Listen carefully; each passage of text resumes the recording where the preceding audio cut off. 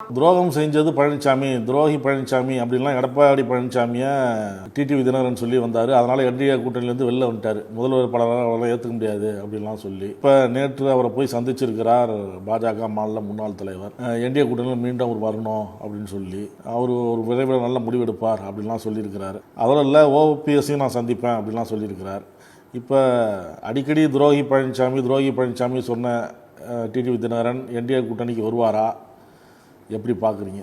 எடப்பாடியை முதல்வர் வேட்பாளராக நிறுத்துவதற்கான ஒரு சிக்கலை இவர்கள் ஏற்படுத்துகிறார்களா என்கிற பார்வை ஒன்று இருக்கிறது. இன்னைக்கு பாஜக தலைமை இந்த சிக்கலை உற்று பார்க்கிறது. இப்ப எப்படி பேசுவாங்க எடப்பாடிட்ட? அவர்களை நாங்கள் சேர்த்துக் கொள்கிறோம், அவர்கள் எங்கள் கூட்டணியில் இருந்து கொள்ளட்டும், நாங்கள் சீட்டுகளை பிரித்துக் கொடுக்கிறோம், ஆனால் முதல்வராக நீங்கள் உங்களை முன்னிறுத்தாமல் நம்ம பிரச்சாரம் பண்ணுவோம், ஆனா நீங்க தான் முதல்வர்.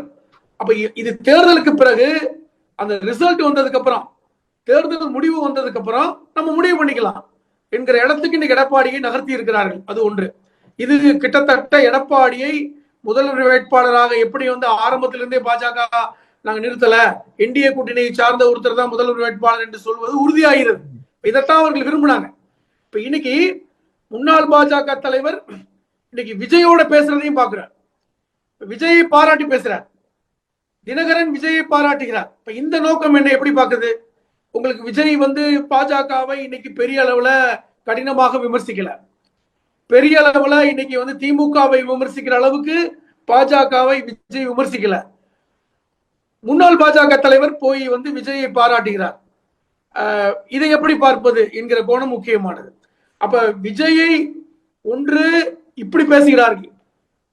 ஏற்கனவே அவர் முன்னாள் பாஜக தலைவருக்கும் இந்நாள் பாஜக தலைவருக்கும் பிரச்சனை.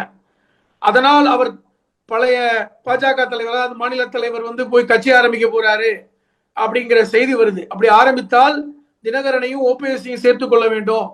அப்பொழுது விஜயை தன் பக்கம் சேர்த்துக் கொள்ளலாம். அப்ப விஜய் முன்னாள் பாஜக தலைவர் ஆரம்பிக்கின்ற கட்சி, ஓபிஎஸ் தினகரன் எல்லோரும் ஒன்றாக இணைந்து ஒரு கூட்டணியை வைக்கலாமா? இது இந்த பேச்சு இன்னைக்கு பேசப்படுது. இது எடப்பாடிக்கு வைக்கின்ற இன்னொரு நெருக்கடி.